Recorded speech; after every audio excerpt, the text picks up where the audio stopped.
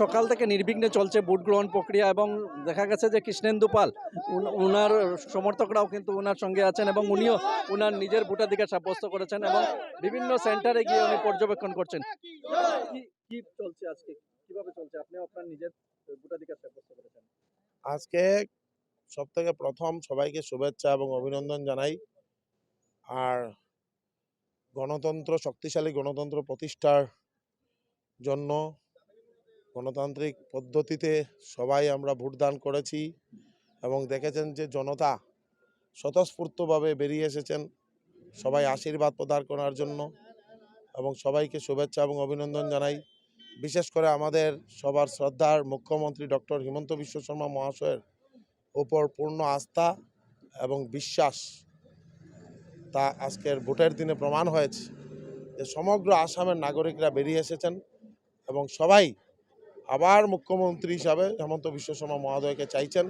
তা আগামী 4 মে যে সময় কাউন্টিং হবে তখন আপনারা উপলব্ধি করতে পারবেন যে নিয়ার অ্যাবাউট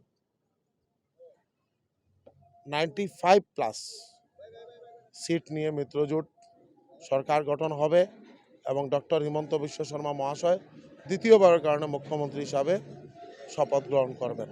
কারণ সবাই চায় উন্নয়ন, আসামের উন্নয়ন, আসামের সুরক্ষা, এবং একমাত্র এক ব্যক্তি ডক্টর হিমন্ত বিশ্ব শর্মা মহাশয় আসামের নাগরিকদের সবাইকে এক করে একটা উন্নয়নের চরম শিখরে নিয়ে পৌঁছার যে ব্যবস্থা করেছেন এটা সত্যিকার অর্থে যাতে প্রতিফলিত, তার কারণে সবাই ভোটদান করেছেন এবং সুরক্ষিত আসাম রাখার কারণে সবাই মুখ্যমন্ত্রী মহোদয়কে পছন্দ করেন।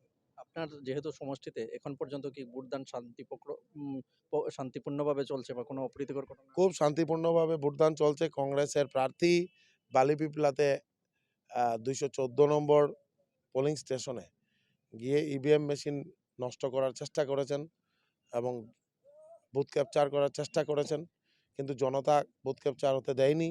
জনতা বেরিয়ে এসেছে এবং ওইখান থেকে খেদাকে পালিয়ে এসেছে এবং এখন পুলিশ খুঁজছে, আমি খবর পেয়েছি।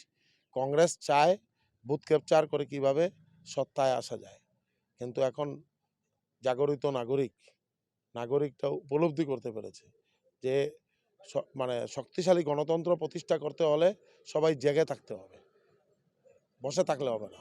তাই এই যে জাগরণ, তার কারণে আজকে কংগ্রেস পলায়িত হয়েছে। বালিপিপলার থেকে প্রত্যেকটা জিপির থেকে খেদাকে প্রার্থী এখন পালিয়েছে। তো এইটাই একটা শক্তিশালী গণতন্ত্র প্রতিষ্ঠার কারণে সবাই বেরিয়ে এসেছেন, আশীর্বাদ দিচ্ছেন। সবাইকে শুভেচ্ছা এবং অভিনন্দন।